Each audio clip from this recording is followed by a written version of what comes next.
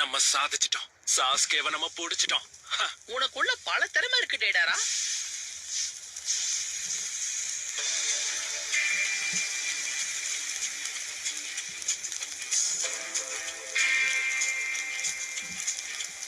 பொழுதி போனதுக்கு அப்புறம் பாராட்டிருக்கலாம்.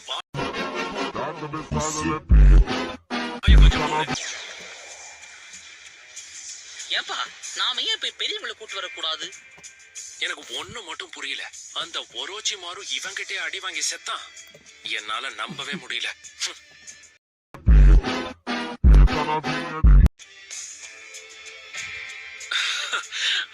அவன் நம்மள பாக்குற பார்வைய கொஞ்சம் பாத்தியா டோபி?